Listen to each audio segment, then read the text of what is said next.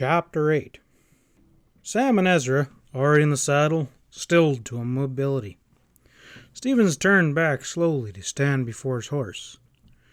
He lifted a faint, displeased glance to the dusty face of their challenger. "I don't know you, friend. Maybe you're under the impression that we're somebody else?" he said softly.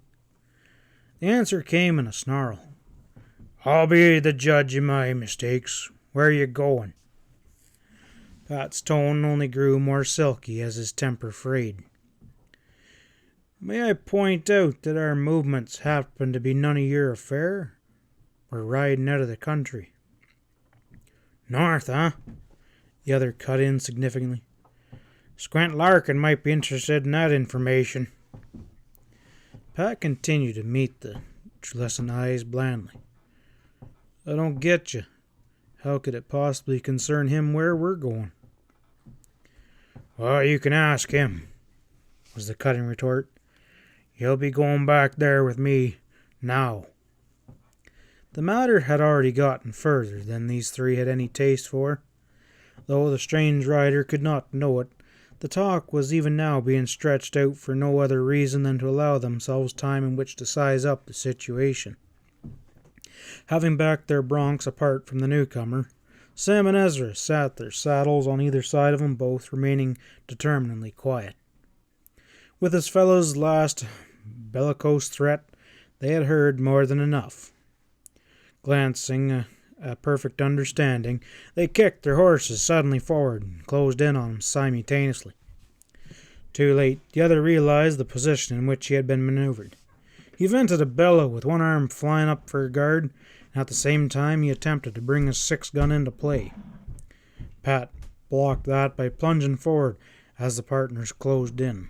His fingers clamped round the stranger's wrist, his weight dragging the gun barrel downward.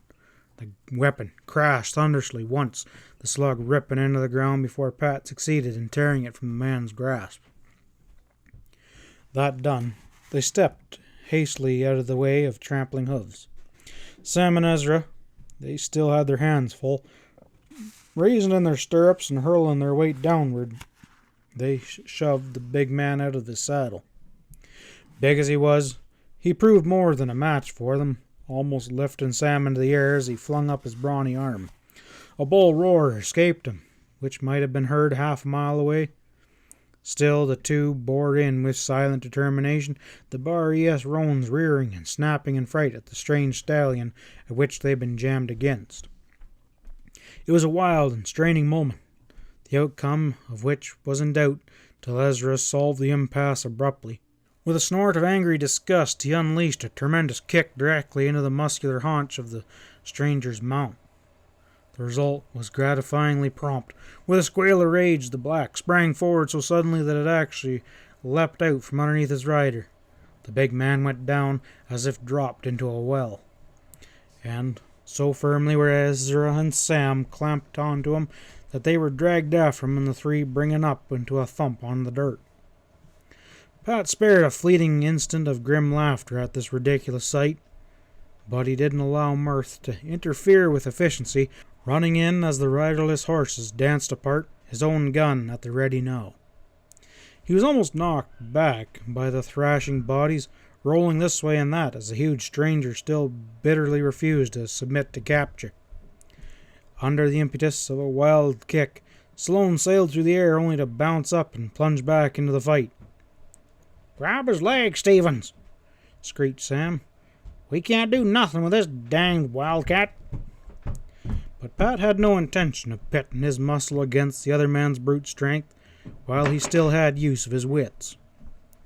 Waiting his chance and moving close swiftly, he brought his gun barrel down with a sharp rap against the fellow's momentarily exposed noggin. With a groan, the man relaxed as if he had suddenly come unsprung. It was a second before Ezra understood what had happened. He paused then, suspiciously, a ham-like fist raised threateningly. It slowly lowered as he perceived their antagonist to be unconscious. "'Bout time you thought us doing something," he groused at Pat. "I'd have done it minutes ago, only I was too dang busy." "So I noticed," Pat said sarcastically. "I expect you'd have wrestled all night if I didn't put a stop to her." "Huh!"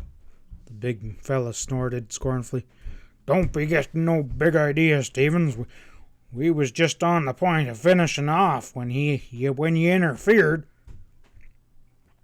It was a lightning reversal of his former stand, and Pat only smiled at him sourly.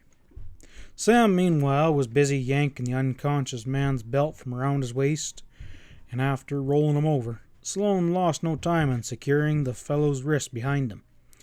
He turned then to his long-legged partner. "Give me your belt." Ezra started to comply, then paused to glare at him. "Give you my belt, is it?" he echoed. "What'll I use to hold up my pants with?" "What do I care? I just want to tie up this old heel's legs," he retorted with spirit. "Hope you don't expect to use mine." "Oh, here, maybe this'll do." Pat put a hasty end to the wrangling by producing an extra cinch strap from his saddle pocket. "Well, that'll do," allowed Sam with scant grace. "Leave it to Ezra, and I'd be forced to sit on this hombre till you decide on your next move." At that moment, their captive produced a stifled groan and moved slightly, tugging weakly on his arms as if failing to realize that they were fastened. Sloane rolled him back, and the fellow lay blinking up at them vaguely. "Well, isn't he a sweet specimen?" Sam examined the fellow with sober interest, much as if he were some inanimate object. "Can't swear I ever seen it before," he pronounced finally. "You reckon he's one of them brave hombres that you smoked back there in the rocks?" he asked Pat. Pat shrugged. "Could be. I didn't delay at the time to take any pictures of him." I don't know nothing about that," the man spoke up argumentatively.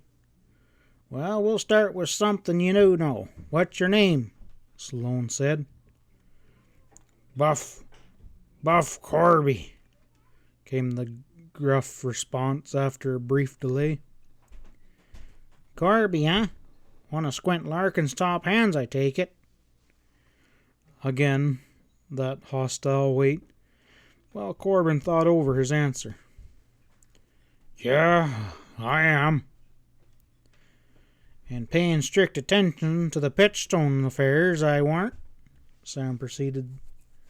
The beady eyes darted from one to another dubiously. "What do you want with me?"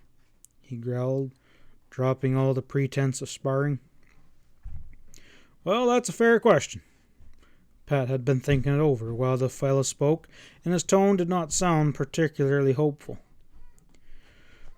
"Turn about being fair play," he proceeded curtly. "We'll just take you along with us." "You can't do that," protested Corbin angrily, blood rising into the weathered face. "I gotta get back to the ranch." "Well, too bad," Sam soothed, grinning. "When you do get there finally, you can explain to Larkin how come you was delayed.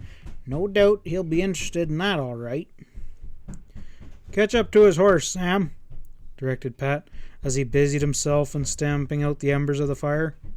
Corbin snorted and hollered further, but no one paid him any heed. Ezra rounded up their own horses, while Pat saw to it that they left nothing behind. Sam came back presently with the big stallion. Together the three succeeded in hoisting Corbin up into his saddle, and as added precaution his legs were fastened once more under the horse. All this time the big fellow, he cursed and he ranted, venting his fiery indignation without restraint, and finally Pat put an end to it. "Knock off that talk, Corbin," he commanded shortly with thin emphasis. "We won't be horsing around after the game you tried. You'll get better along once you understand that. As matters stand, I won't consider turning you loose. And if it comes to another rap on the head, it'll come considerably harder this time," he concluded. Buff subsided into a wrathful silence. Nor did he speak when Sloane took charge of his reins, leading the stallion as they started off. The night was pitch dark, and they made no attempt at haste, even after the late rising sickle moon afforded them with some illumination. Yet it was far on towards morning before Pat deemed that they'd come far enough to allow for their calling a halt for a few hours in comparable safety. Corbin was tumbled off his mount and rolled in a blanket without the slightest relaxation of his bonds. Even so, one or another of the tired trio rose occasionally on an elbow to make sure that he hadn't effected an escape. If the spirits of the three companions were considerably brighter when the morning sunlight flashed across the range a few hours later, Corbin's mood proved to have been sadly deteriorated. He wolfed down such food as they offered him for breakfast and glowered at them all with impartial bitterness. And this morning, even after they piled him back into the saddle and started off, his powers of speech appeared to have failed altogether. "What would Larkin's stake be in wherever we happen to be going, Corbin?" Pat asked conversationally. Buff glared, managing little more than a grunt. "I wouldn't know." "Well, you must have knowed something about why you intended on taking us back to the pitchstone," Pat persisted reasonably. "None of us are worth kidnapping for money." He laughed diversively at the notion, and Squint could hardly have a grudge against any of us personally. I had a talk with him only yesterday. Corbin looked stubbornly away across over the range, his eyes flinty, his face frozen in opposition. "Why do I gotta go along with you, and where are you heading?" he repeated savagely for the 10th time. "Oh, that depends. It depends on you, Corbin." Pat's grin was mirthless. "You've already proved it's simpler to keep an eye on you than to wonder what you're doing." "I'll go back," Buff offered with his gruff docility. "I'll even promise to forget about seeing you." "Well, that's nice of you," thrust in Sam thinly. "Maybe before you go you'll consent to telling us what this is all about, huh? You might have had something in mind jumping us like you did." Once more Corbin shut up, refusing to answer questions. It began to appear that he had concluded to wear out their patience, his taciturnity enduring throughout the remainder of that day. Nor did his villainous temper improve.